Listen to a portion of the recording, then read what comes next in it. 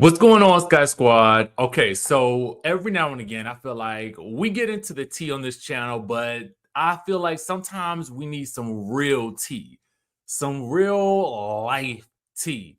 So if you are interested in content creation, if you are interested in the behind the scenes of how content is created, great content is created, and you want to hear from someone who has worked with some of the biggest names in the business, then this episode is for you. We're talking to Jami. Now, Jami is behind the scenes of Speak On It. Okay. So I wanted to get into the nitty gritty of content creation with somebody who really knows. So a lot of you ask a lot of questions about how you get started on YouTube, or you might even have some questions on behind the scenes tea of how some of those Speak On It recaps and Q&As happen online. Well, this is for you. So if this is you, and if you have been wondering about the real tea behind the scenes and what you could be doing to level up your content game, let's get into this real tea. Sky Squad, we are back in the building, and we have the content maven, the content queen. Yes, we have Jami in the building. Hello, Jami, Sky Squad. Jami is the lady behind the hits, y'all. I'm a hit maker. I never thought about it like that. Okay. She is behind the hits and behind the lens of some of your favorite reality TV stars and more. Not only that, though, Jami is a travel connoisseur. She is one of the premier content creators that I like to go to when I have questions about creating content as well. So this is a conversation that you definitely need to be tuning into with your ears wide open, okay?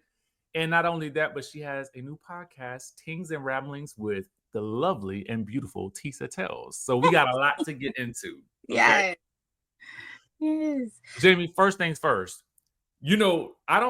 Do people know that you are behind the lens on Speak On It? Like, do they know that aspect? Like, do a lot of people know?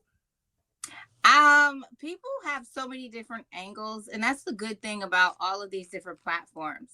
If you live on Instagram, then you know a certain House of Glam. If you live on Facebook, you know probably Jamie Ziegler. And if you live on Twitter, like all these different platforms. So I was on YouTube with Candy for about 6 years for Speak On It, and probably 8 years altogether on her YouTube. And I don't think people were really connecting me to the House of Glam on Instagram.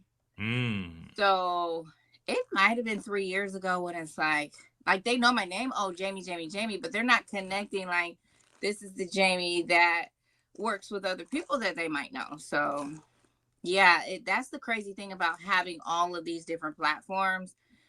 It might be my social media name or it might be my real name, but either way, most people still say Jami, even if it's House of Glam. So a lot of people never were able to connect everything sometimes. So, and for those of you guys who are wondering, House of Glam is that's sort of your brand, right? I would say that's the Instagram handle, that is the YouTube channel, which will all be in the description of this video, depending on where you watch it, description or the show notes. So how did you get into this space in general? Because you have an interesting background with regards to content creation specifically, but how you came into this space. I mean, that's a family thing.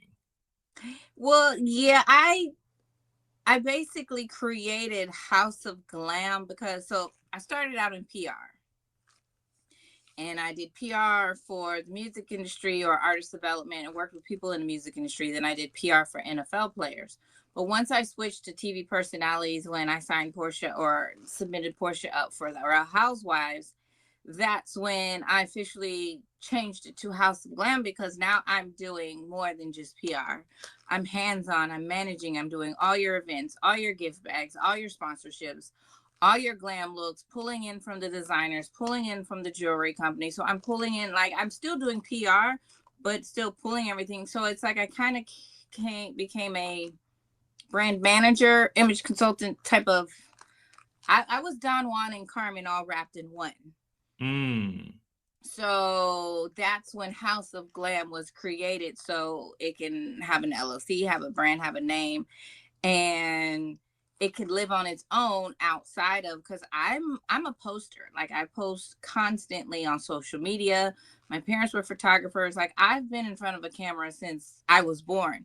So what I'm going to do is post pictures. So I had my own personal Instagram, but I'm like, okay, let me separate this. So I had created Ziegler PR, but I don't do PR anymore. So it's like House of Glam. So that's when House of Glam was created, to just let that live over there. So I did do that when I was doing PR. It was a Ziegler PR, then I switched it to House of Glam, because I'm like, I don't even want to do PR anymore. Like, because the way Atlanta has tainted what PR people do, it's like, okay, I'm done with that. I want to be the full package. I want a brand. I want to help you get there. So like, some people might see something and be like, hey, can you come with me for my birthday on the weekend in Miami? I'm like, I don't do a la carte. It's bigger than that. It's not just one weekend. It's what is the plan for at least 3 months, 6 months, or the year. So that's what I've been doing. Probably, I guess, the past 10 years. I started going more in that direction, even with the NFL players, you know, doing more than just PR, helping them fully brand and do things in the community and charity and different things outside of just, I'm your PR, here's your interview, go do the radio, you know? It's a full, what are we really doing here? What point do you want to get across? And me helping you execute that to the fullest. So even if I am covering the whole brand management, if I say, hey, this is we agree that this is the direction you're going in, it doesn't mean that I'm going to be the one taking the pictures. It means we're going to find whoever needs to do it, because this is what's on the list for us to do. How do you, I have so many questions, because what's so funny is that I studied journalism and PR in undergrad and grad school. So I have a bit of familiarity with it. I think I went more on the journalism end. I did a little bit of PR in, like, with the gospel industry. What for you is the ideal client to work with, like, in terms of PR? Like, now that looking back, well, actually, when you started, like, what was the ideal then and what's the ideal now? For me, it's the same thing. You know, I've always been choosy. I pick the people that I work with. And, you know, a lot of people, ooh, that must be nice. I mean, I'm fortunate enough to not have had to, like, my parents always supported me in whatever I wanted to do in life. So I didn't need to do something strange for a little change. But it's also just because you think that these people on TV, like, if I can't work with you, and I know it's not going to match, and I know it's not going to match if you don't want to work. Like, I know what that looks like by looking at your timeline. Because if you don't want to work, you're going to end up blaming it on me. I'm the reason why, if in PR, you didn't make it to the red carpet that night that I sent you to. You know what I'm saying? Like, everything is my fault, but now you're paying me and now it's my fault. But you still have to execute. I can't be the talent. So the number one thing is, when I am peeping people out, you have to want to work. Because if not, it's not going to make sense. Because you're not going to know why you're paying me. And that's why a lot of people don't want to pay people. They already don't want to spend the money. But now I know I'm not going to show up. So why would I pay you? Can you spot that early? Oh, yes. You know, I can look at your timeline and know you want to work. Selfies in the car and, like, no. There's things that people do, I guess, maybe to get another contract for another season on another show because the network is looking. But for people that actually can help you, we know what it looks like. Okay, so how can you, like, we talked about being able to tell that someone is serious when they want to work. And I think this is so fascinating to me because I am an observer of specifically reality TV stars, right? But also an observer of pop culture icons, right? Who are planning something big and they're launching something like a Beyonce or something like that. And Mm-hmm. we know that's a different level of work ethic. We know there's a team in place for that. But for the person who is just getting into this and they say, "Oh, I think I want to work with someone like a Jami," like what do you already need to see in place for you to say that person is serious? I can work with them and I can take them somewhere. What do you need to see? Well, usually I automatically say no. I do. I do. Or I will find placement for them. This person would be perfect for you. Or because I know I'm going to go above and beyond. So like some people think, oh, that price, that's a candy price. That's a Shamia price. That's a this person price. No, it's not. That's a Jami price. Let's start there. Because when the consultations, you already hear what's going on. And I already know from a timeline if I can work with you. And if I can, I probably would have reached out to you if I'm open at that point. But when people say, I'm like, don't give my number out. You know, for one, people don't want to pay for it because it's a lot of work. People feel the money that they're giving that you have to give them a whole King of Thrones series. And it's like, I'm giving, this is a good price and I'm already going to go above and beyond. But it's just kind of like, I can't, it's hard for me. If you come for me, I'm probably going to say no. Like somebody hit me up today and like they said, I have somebody that wants to work with you and I'm here for the full package. I'm here for the long haul. If I work with you, it's going to be at least 5 years once you look up. Like I'm not working with you for 3 months and we're done. So that's kind of the direction I try to go in with the people that I do pick to work with. That's why you have to want to work. Like if you want me to just write a blueprint of a plan and of something you should do for the next 6 months, that's a whole nother story. Right. But for me to be hands-on is a full-on process of what you need to do to fully brand yourself. You could, but people want a quick fix. So that's why I usually will say no. Yeah. I tell people please do not give out my number.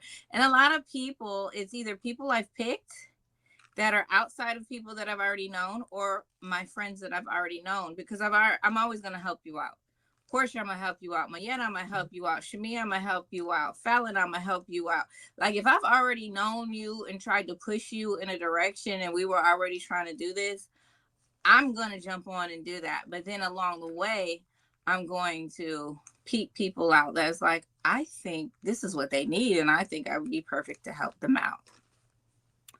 What separates someone like a Candy from the pack? Because I think for the people who may end up on this channel and see this, she's probably one of the number one people that they would recognize that you have worked with, right? So when we look at someone like a Candy who not only has a family, you know, she's got a group, she's got multiple businesses, she has got, you know, I mean, she's married and she's got at one point in time a reality TV show. What separated her from everybody else? She liked to work. She liked to work, and I can match that energy. So it's never going to be anybody's fault because we both want to execute. And that's how it works at the end of the day. Like you want this and I know how I can add this and I'm constantly coming with ideas. Like that, I think about them when I'm in the shower. That's a good time. If I actually get a chance to take a vacation, that's the perfect time for my brain to work magic. Matter of fact, the plane ride there is just so ready to get out of Atlanta. It's come up with 10 different ideas. So, you know, I think anybody that works with me, you might want to pay for me to travel once a year just so I can come up with some stuff. And we're going to get into some travel in a minute. I do want to I do want to ask you what, in terms of like what you're seeing with, because I wanted to talk about content creation because I feel like I get so many questions about it, from Mm-hmm. people who say, I want to start a YouTube channel or I want to do this or I want to do that. Can you give me two, like this is a two-part question. Mm-hmm. One, what do you think people need to do in order to set themselves up for success in the content creation space today? I think you don't have to spend a lot of money. I mean, even having an updated phone is asking a lot, but even if your phone is updated within the past 3 years, 4 years, that's still, as long as you have a phone, I think that works. I think you need to have at least a phone to feel you have the equipment to go with what everybody else is doing. And then outside of that, you have to just not listen to anybody and just do it. So yeah, no, you have to just use whatever you have, and you just have to do it. I think people overthink things because, like I said, it feels like you're talking to yourself, whatever. You have to get past that. You just have to film, because if you wanted to do it, there's something there that makes you want to be there and you want to do it. Some people think they want to do it because, oh, everybody is get rich, everybody's doing it. No, this is work. It is a lot of work. This is work. You still have to show up. Some people I work with in the beginning, they want to get their makeup done every day. I'm like, you're going to get out of that. You're going to get out of that because you could push out so much. If you just, some days you have a sit down where you're beat, selling a product, but then some days you're just vlogging. You do not have to be beat. So Yeah.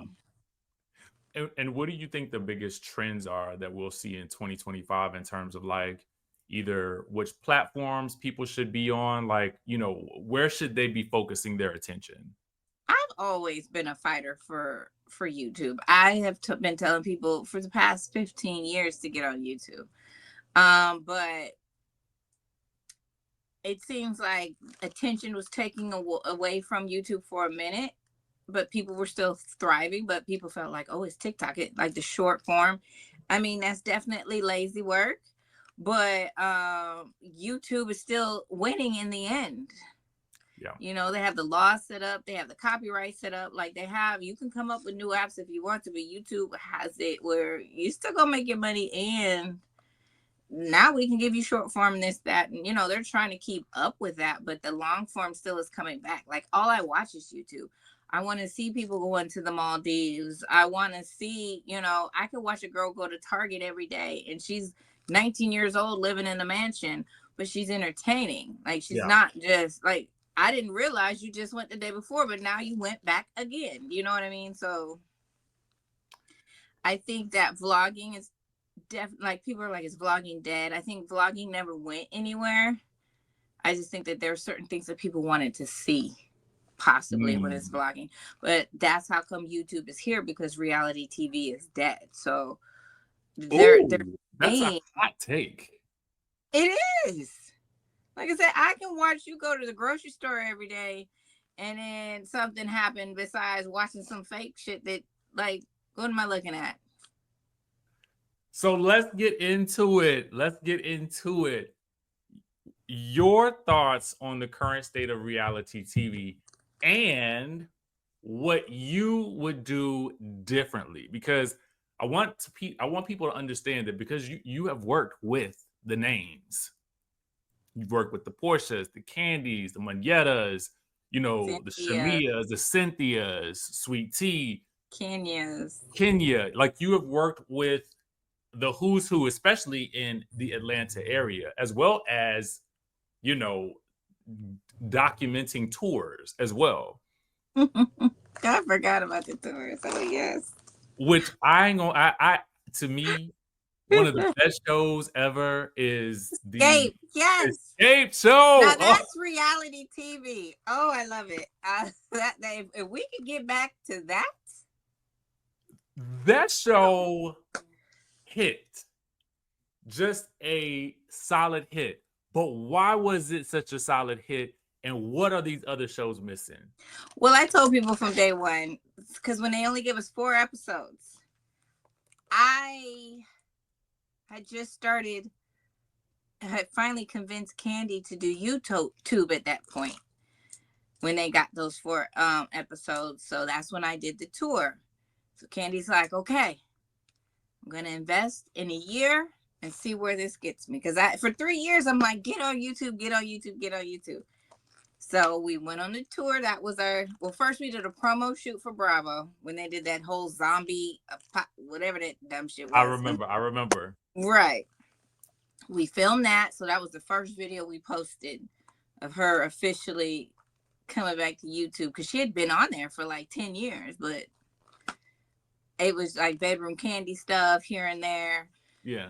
So we posted that, and then we did the whole tour vlogging and all of that. And that's when I saw the real reality. Like the tour was a show within itself, but then the show was started airing while the tour was on, and it was only 4 episodes. I'm like, I need more. Exactly. Because it's new people, fresh faces. Yes, Tiny's on TV, but she's on a whole nother network. So it's kind of like we get to know Tamika, Tasha, and Tiny. We still get our Black people for Bravo. We still get trendy because they're trendy. And it's just new families, new people. And every year, because I used to help them, like there was a lady, I don't know if I need to say her name, but she casted for Truly. And I would always send her people. And it's just kind of like, unless you want to fire somebody, it's hard to bring people in. And that's the problem with a lot of these shows. You got to get rid of folks to make room for more. And sometimes you got to get rid of a bulk to make room for one. But if you're not going to do that, then that's why these shows are still going to be the same. So when Escape came along, we're learning new people. At that point in Bravo, with Black people, we hadn't learned anybody new. Yeah. And if we like to see Black people on Bravo, you see it gets views, then you need to give us people we can learn. New real situations, and it gave real. It definitely it was too real, so it was too much to come back. But then they came back. They came back and gave us real again. I was like, whoa, what is Child, I used to, it's so sad because I'm filming the first two and I'm like, what is happening? You know, I'd never been around these people, but I'm like, you guys were my first cassette tape for Christmas. That in my Gremlin backpack, like that was the best Christmas gift ever in life. And what are we doing? So like, I'm crying, like every time Understanding comes on, I'm crying. But I've got to work. I've got to take pictures. Oh my God. And then they do this picture at the end every time. And I'm like, no, you guys are killing me. That is my favorite song on the tour, by the way. What? Every time. It's just so emotional because it's like the words, and then now you have to, every single time you have to come together at the end, but you guys are not together. And I'm just like, why? And I don't even know, at the beginning, I didn't know nobody else. So I'm like, why are you, what's wrong with y'all? What's happening here? This is work. Oh, it's rehearsals. And even then now they get back together. They got back together. Then they came back together again after Candy did Broadway. Like, it's just, that's real reality. And then I'm seeing it play out. And it's just sad because I'm just like, why? Why does this have to happen? But that's how the viewers feel. Yep. I think we were so invested, not only because, I mean, like you said, we grew up with these ladies, and then to see like, wait, this is what's happening behind the scenes. Like, what? Yeah, I tell them I'm sad. Like that finale for that second season, I don't even, and I'm just there working. I was ready to go home. I was like, I'm not gonna be able to take the day. Like, cause I get, you have to still, cause that's still like life. It's not like I'm saving face for TV, but it's like even life, when you're put in situations, you still have to show up. But for me, I'm just like, I just want to crawl into bed and cause it's sad to me. Cause it's like family for them, and just to see it just fall apart. And I just was like, oh my God, what is next? Yeah. I'm like, but that's what people can connect with. Like, I don't have a situation like that with my friends, but you still feel it because we were a part of you, because we've known you from the past. And even if someone has a son on some of these shows that might be addicted to drugs or whatever, like, people can still relate to real stuff. And there's so many people that I feel can show their real life, and they don't. And if they did, they would help a lot of people. But then I had to realize they're not ready. They might not even realize this is who they are. You know what I mean? Mm. So until they accept themselves, they can't be a voice for it. So that's what I had to learn about reality TV with a lot of people. They have to be ready. This is probably this is a general question for me, and I don't even know if you can answer this question. How can a person be on reality TV and not get away with not giving their life? And the only reason I say that is because I've done it. And so what I realized quickly was the cameras are not going to go anywhere. So you're not that one. It's a lot of work to be something you're not. It is. You're not the one. But that's why I said they're not ready. Because now they've got to put in more work changing the narrative or keeping this narrative, because they don't, clearly you acting like you don't know this is you. That's why a lot of these shows and these live situations, it's always somebody else's fault. But it's always going to be somebody else's fault. And we think it's TV editing, or we think it's just for that. No, that's how they really work in life. They're living in this fake reality in real life. A lot of these people don't have social skills. They don't go out like, oh, they go out in the city. They go to St. Regis and hang out at the bar. They go here. No, they go to the same places. They're creatures of habit. So they still don't have a bubble. That's why they don't know how to interact with people. We're in a cast. I don't know how to interact because I really don't interact with people outside of what I've created for myself. And I tell people, you could be broke doing that. There's people in the hood that don't go outside of their bubble, and that's how come they can't interact with other people. So it's not about having money. People just have their own thing that they do. And then now that you want to be on TV, you don't know how to interact with people.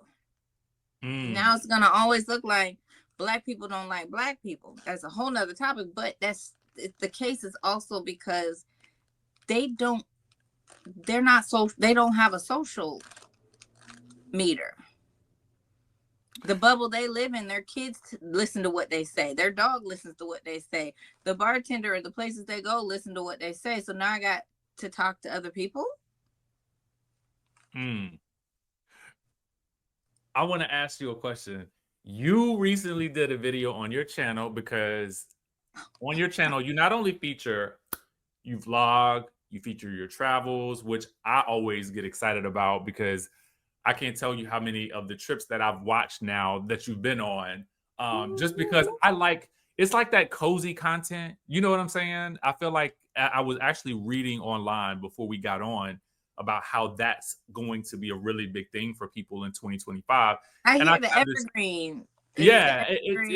It's something about watching people, do these fun things. It's just fun. It's just like an escape. But you recently also kind of gave a reaction to the Real Housewives of Atlanta trailer. And I think you're a pivotal person to ask this, because you've had a lot of work that you've been able to do with some of those stars.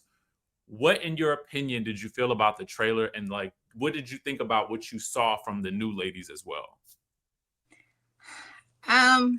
That's a great, because Candy asked that question on her Amazon Live. She asked everybody, what did you think about the trailer? This, that, and what do you think about the new girls? And I chimed in the background like, we didn't see anything. Like, how can they give an opinion of anything? Because we didn't get, it was voiceovers. It was voiceovers. It was a moment of somebody saying something, another voiceover. So it's like, we didn't really get anything. I've noticed, I think they've been dropping stuff now. Yeah. Maybe because they realized people didn't really get to know anything. So I get it. I guess we got to wait for the season to get to know people. But that's the whole problem. Even if the season starts, are we going to get to know them? Because the trailer should be a tease of us understanding and trusting that production is going to guide us through this season correctly. Because if not, I would have just been fine with the 10-second peach little silhouette. We didn't have to, you know what I'm saying? Gotcha. Like, if you're not going to give us a full meal, just keep this appetizer and let that be it. Yeah, it said Kelly. It said it had their names, but it didn't.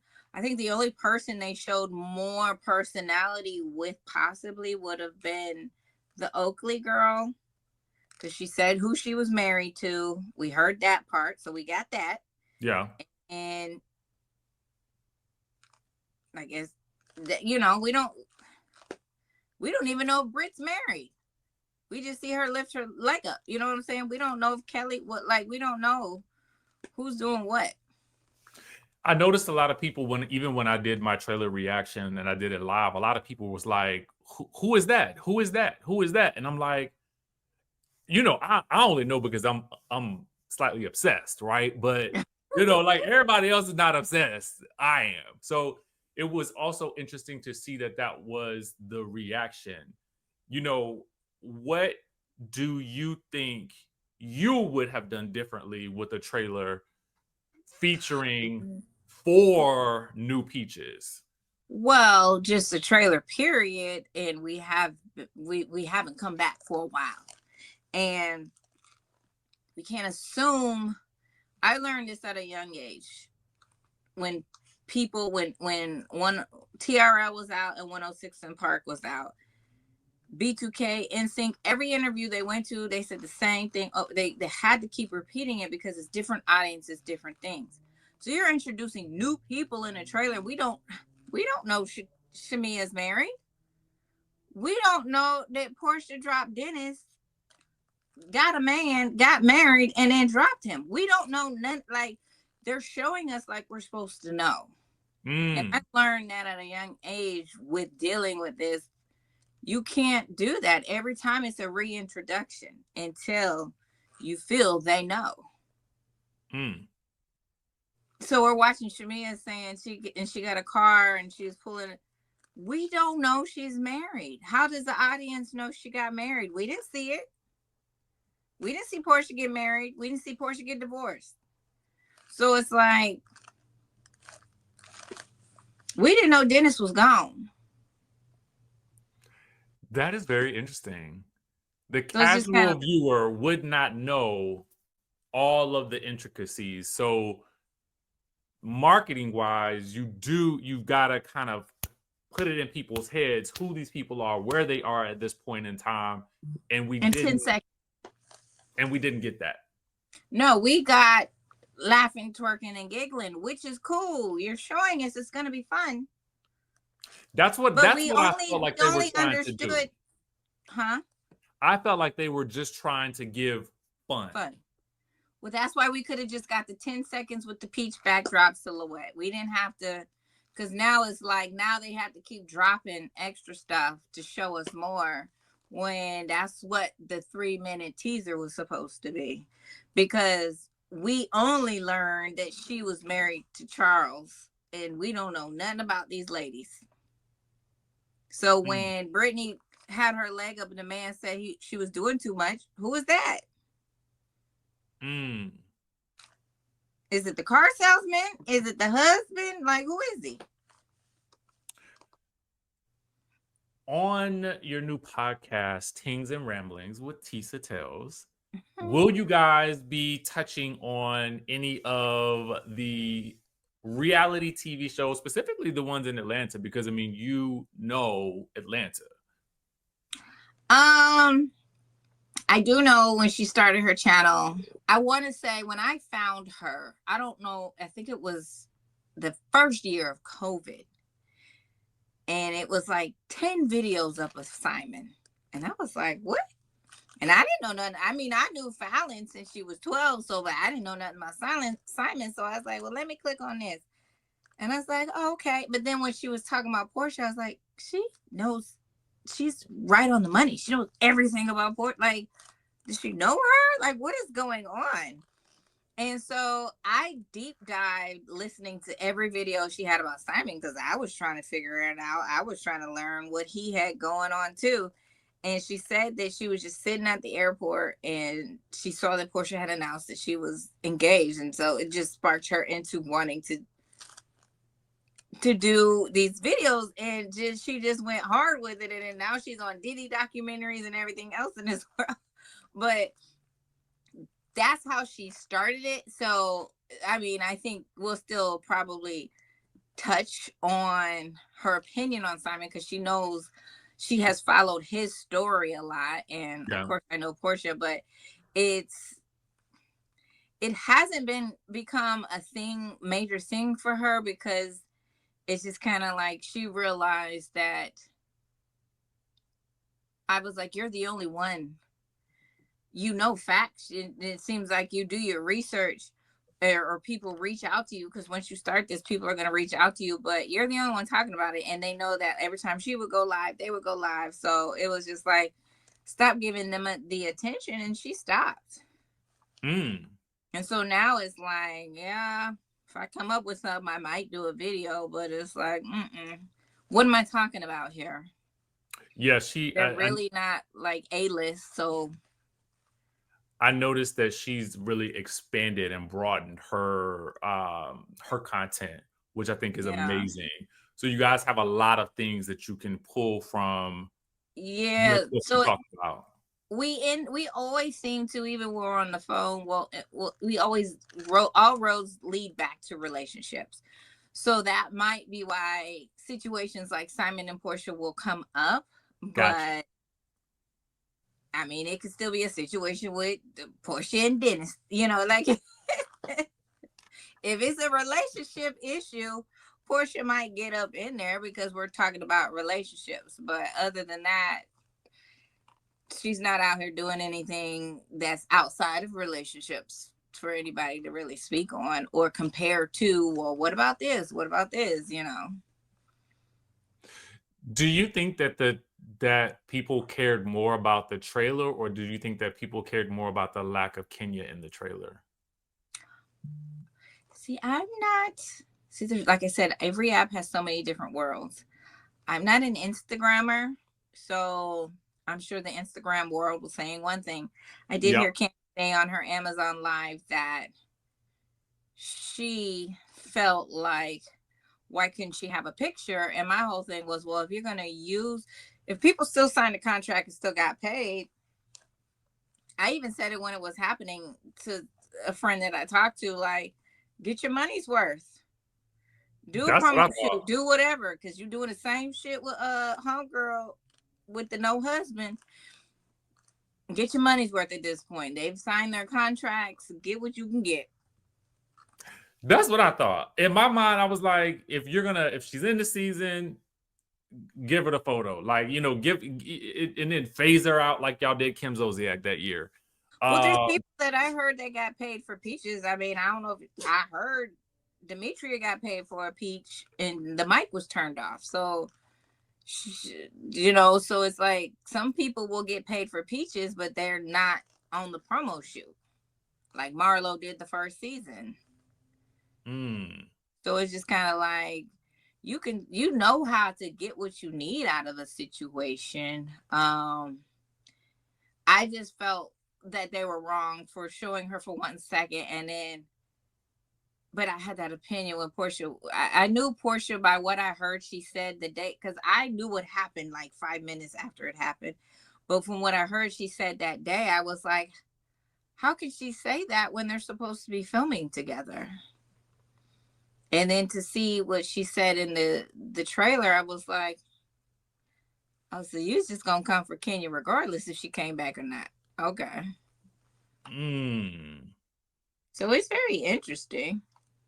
But that's where the missing piece is. Are we going to be able to connect the dots on all of these things, or are we going to let these other people tell the narrative? I don't know. Hopefully we'll get the tea when Shamia does her videos. Hopefully she will be recapping the show in some way, shape, or form to help us fill in the blanks. That's just my personal wish to y'all. Well, maybe I'm not into. I wasn't into it. We'll speak on it. I'm over it. I told Candy I'm not doing this again. Because we're talking about lies. We're spending 40 minutes talking about a lie that somebody said about you on the episode. I swear it doesn't make sense for me. And I'm not like, what are we doing?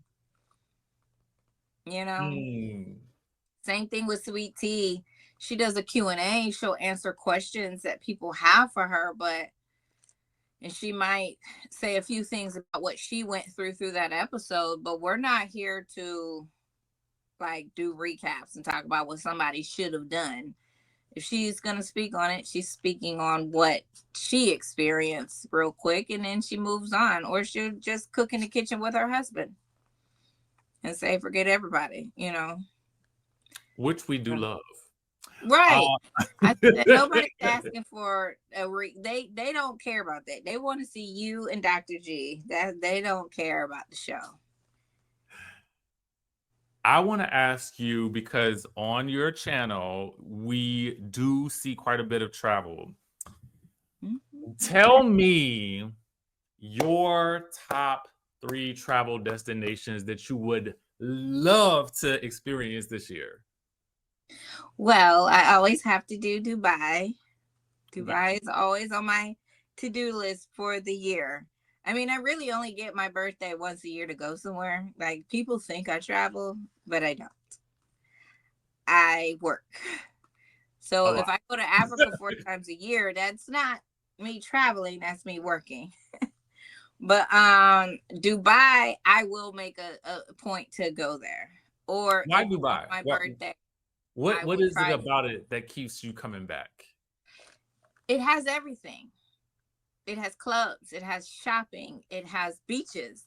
Like, you go to Mexico and you just have people there on a bachelorette, you know, and everybody just trying to party. So it's not normal. Okay, I might can meet somebody here. Like, you're really there for a reason and you're going home. Dubai is like a London. Like, people live there, people work there, but then you can also experience those things you would experience somewhere else on a resort. So you can have your beach life. You can, and then because you did Miami in your 20s. You go to Miami for the weekend, it's like going to Vegas. You're going to spend $3,000 to $5,000. Hotel's going to be $350 plus. Dinner's going to be $200. $200 dinner. If I'm going to spend that, let me just go out the country. Amen. I stayed at the Versace Hotel for 5 days for $850.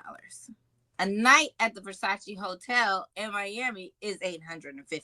So, yeah. No question. Yeah, everything it's 5-star.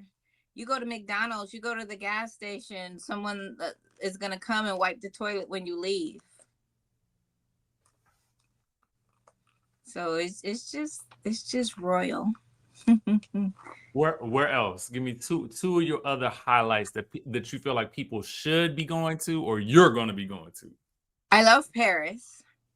See, my thing is, I'm from the Midwest, so I don't care if I hate rain and I hate snow, but I don't care if that's happening if I'm going to go somewhere. Like, people, oh, it's too cold there, or oh, it's this. It's like, okay, you get in the car, you go where you going, you get out. Like, you don't have to worry about if it's snowing. Like, so Paris, I love Paris because they have seafood, oysters, they have wonderful restaurants everywhere you can look. I think the food is amazing. Where else would I suggest? Where would I go domestically? I think Houston. Really? Houston has so many restaurants, so many hot spots on every side of town. Where if you're over here, like, it's still gonna be cute, still gonna be fabulous, still gonna have a moment, a wine day, a oyster day, a day party. Like, Houston has money. And it's going to be on every corner of Houston where you can feel like you're having a great experience. And you're still in the South. I think Houston. So I need to go back to Houston because I feel like when I went, I felt like I didn't have the full Houston experience. I didn't. I was there for a couple of days for a birthday, and you know how when it's somebody's birthday, you're kind of relegated to the birthday events. So it wasn't like I was able to like see a whole bunch of things. I could see the club, the restaurant, like a couple of restaurants, the club, the hotel, and bam, I'm out. I don't even know the last time I went to the club in Houston. Like, my bestie lives in Houston, has a house in Houston, and there's day parties. It's just the restaurants. It's all about the hotel lounges and lobbies. Like, everything is grand. And it's what I think Atlanta should be, because more of them probably have W-2s. And then it's mixed with what? Then it's mixed with others as well, you know. Like, Charlotte's the same way. Charlotte's just smaller. Charlotte has people that work, you know. I got a question for you before we close out, because I think this is a fascinating, you know, me and you could talk travel and all the things all day. What do you think makes a really good travel vlog? Because I you think have some really good ones. the ones I love is you telling me where to go. Now, it doesn't have to be, I looked it up, and you actually telling them on the video.com. It might just be the name pops up when you're walking into the restaurant. Those are the screenshots people want. They just need a glance of the sign or the name pops up of you walking in there, because they're going to see your experience on your vlog. You don't have to sit here and be like, a lot of the Asian people be like, this is the quadrants in the street and all of that. But I think that's like a trendy thing for them. But people just need to be able to screenshot. Like, I have folders and notes of every place. I've never been there, but you would think that I have been there, because I could tell everybody where to go when they go somewhere. Because I enjoy watching it. Tonight I'm probably gonna watch somebody go to Singapore. You know what I mean? Like, I'm just living in other people's worlds. Since I can't go nowhere, I'm just sitting here like, ooh, where should I go tonight? And I love it. And so I have people that do a good job at, I don't really need you to give us details on how you found it, but just what was it and what was the experience while you were there, and the people that have the hotels that they're staying in, the room tours. I love the room tours. I love a room tour. I live for a room tour. I do not go to a hotel, and I have room tours of hotels that I've never even posted. Right. I love doing them, and I love watching them. Yeah, because I'm all about the room. I don't care where I go, because I can stay in this room this whole time. Exactly. So the room has to be right before I go anywhere. That's just it. And some people don't like to travel with people like that, and that's fine. But I can't just, you know, when you was younger and it's such and such's birthday, you know, their uncle going, I'm going to stay where I'm going to stay. Or I've had to learn to tell people, no, I'm not going on this trip. I've had to learn that as well, the hard way. I have, and you know, doing group trips has been a very interesting thing to learn about as well. The ins and outs, the ups and downs, and You know, there's a lot that goes into it that people don't really know and understand. And Yeah, because I like a good, nice hotel that's affordable. So I'm not gonna steer you wrong. But if you ask me to come, I'm be like, but we could be staying here for the same price. But it's not for me to change that. So I just don't need to go. Because some countries you go to, it's not easy just to go to another hotel and walk in. yeah, yep. So it's like, all right, well, y'all have fun. I'll take you I, to lunch when you get back from your birthday.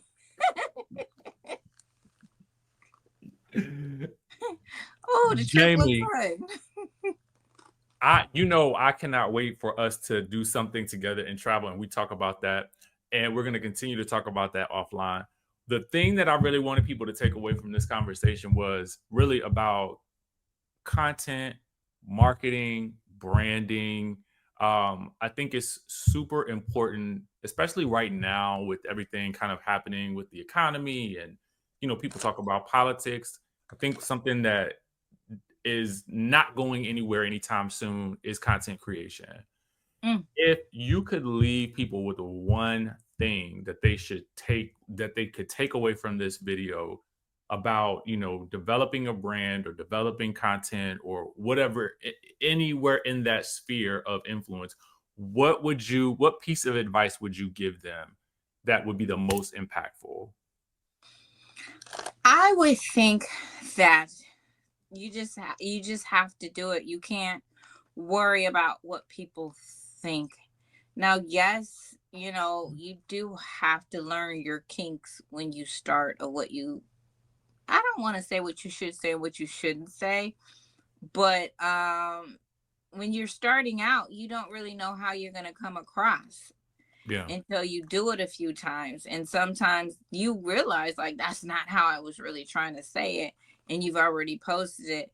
Like, there's this girl that moved to Thailand from here. And when Trump won, like, she never had talked about stuff on her channel before, but she gave a moment of expressing herself, and then she went right back into her vlog. So it's like, I feel that people still need to do it. They still need to express themselves, but you don't need to do it around what you think the app that you're using needs you to say it. You still need to say what you want to say, but you need to learn in your journey how you fully want to be portrayed. But you have to start to do that. And it's not politics. It might be fun stuff. It might be vlogging. It might be baking. Whatever it is, it's you figuring out, you know, in continuing to do it, like what I want to do. You might make your first 100 videos and put them up, but then private them once you start getting traction. But some people keep them up. Either way it goes, I think you just need to start. You need to fill it out, and you need to see what you need to do, because not everybody can pay somebody to help them. Not everybody can talk to somebody to help them, or knows that anybody else that is doing this. You just have to do it yourself, not care. And chances are, what I've seen, most people, they have somebody in their household. Either their kids love holding cameras, or their husband's like, go ahead and do it, or whoever their partner is. Join forces with them in your process, because it's also going to motivate you to want to keep going. Like, Yeah. oh, my son, he's the camera guy now. Like, like, they're gonna help you out. So it's finding your tribe within your home, and just knowing, even if you don't have that, you're going to do it yourself. You just have to try it out. I love that. You just have to start, because it's so much that, and it's not about being a millionaire. It's about, you could be making the same money that you're stressing out doing for 50 hours that you could have made that doing that 3 times a week. And I think the other thing is, there are people who start at one place and they chronicle their journey to say, I am making X amount. I'm only doing this. I want to take you on this journey to making more money, to doubling my income. That could be a part of that journey. I tell people all the time, start with where you are, with what you have. But it's them holding them back. That's how come everybody films it. but we don't see it.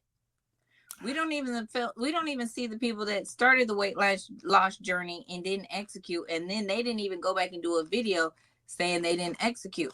So it's like somebody needed to hear that you did not go across the finish line. Like they need to, you know, so that's the whole thing. You have to be your own street team at the end of the day. And you just have to do it. And you're going to learn through the process of what people like, what they don't like, and you're going to learn what you like to do. So I love that, because you actually just gave me a word about content that I haven't posted, that I have on my phone, that I've edited, but just even myself, I have that issue sometimes. I'm like, oh, do I really want to? That's real.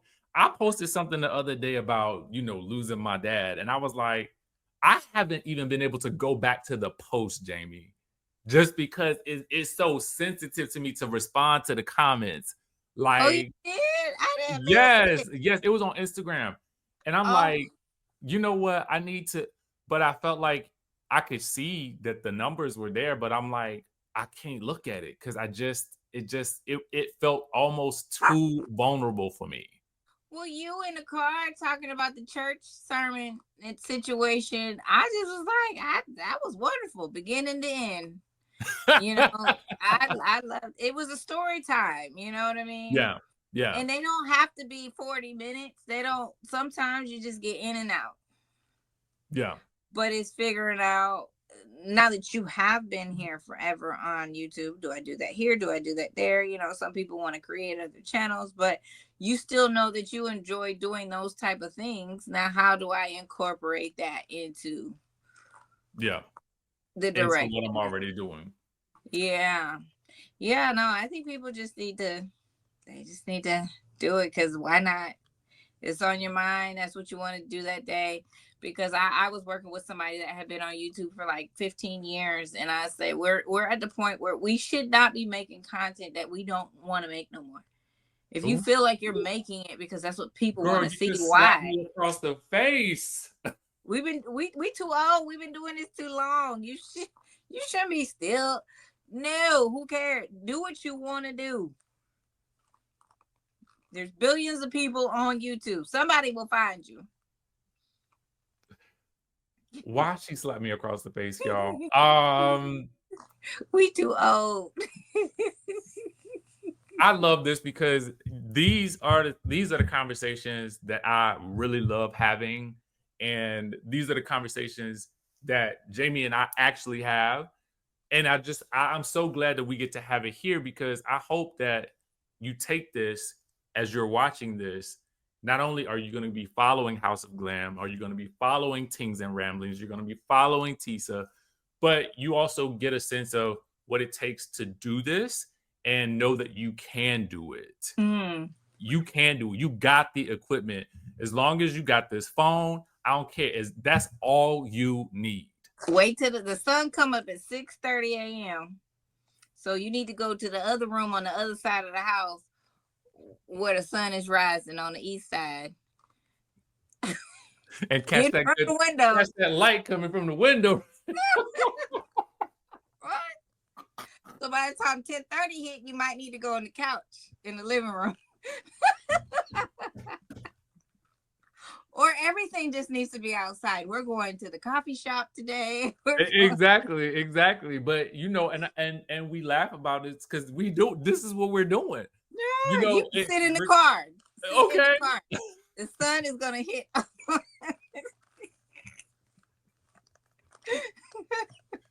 What we're trying to tell y'all is there's no excuse. There's where there's a light in the phone, there's a way. Okay. There's a way. Yeah. Cynthia said, "Follow the light." Okay. It's over here. Follow it. Jami, can you tell the people? And you got to come back at some point in time. I have to have you come back in a couple of months, because I feel like there's gonna be more for us to catch up on. Well, we're going to Africa. Oh yes, indeed. Yes, baby. We are going to Africa. The details, first of all, Cape Town, but we're gonna do some other things in Africa. We have plans. Okay, we got plans for us and plans for y'all. So I keep have it never been locked. to Cape Town. I'm ready. Listen, I can't wait. Okay, so we have got things to do, and we want y'all to be a part. Cape Town information is in the link of this description in the video, and follow Jami. Jami, tell them where they can follow you. Me. Give them all the places. You can follow me on House of Glam, HAUSE of Glam, on Instagram and on YouTube. And yeah, it's all things House of Glam, houseofglam.com, House of Glam. I guess I don't be on X. I don't either. But everything's connected through the other apps. House of Glam on Facebook. Yeah, I'm not really on Instagram either, but whatever I'm on, it links to everything. Okay. So you're always going to know what I'm doing through House of Glam. I say start with the YouTube and start binging. Oh, ASAP. yeah. ASAP. Okay, start the binging ASAP. I will have all of her links in the description so you guys can have it there. But I always like to hear it from the person's mouth as well. Oh, yeah. That's me, House of Glam. I'm stuck with it. Well, Jami, we appreciate you taking out some time today. I know that this is going to be resonating with somebody out there who wants to do this. And I think it's great that they got to hear it from a professional who has been in the business for a long time. So thank you. Look at it as that. I'm just like, I'm here.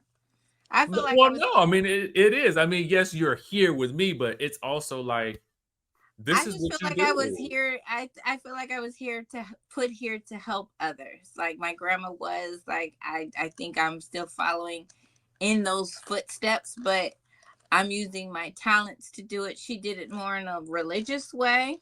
Yeah.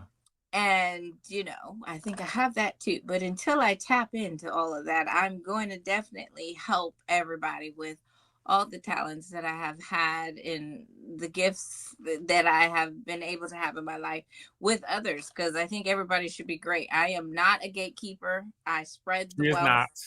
Not. She is absolutely not a gatekeeper. Not a gatekeeper. And I love that. And I love that you are a giver, because those are the types of people that I want to be in community with, because I like to give as well. So you always have a home over here, up here, in Maryland, wherever you go. You got. Well, you can come down to H-Town. Okay. You got one here with me and Panda. So cute and adorable. Jami, we're going to do this again. Thank you so much. Skye Squad, make sure you guys are following Jami at House of Glam and everything that she's got going on. And we will catch you in the next video. Bye. Till next time. Bye, Skye Squad.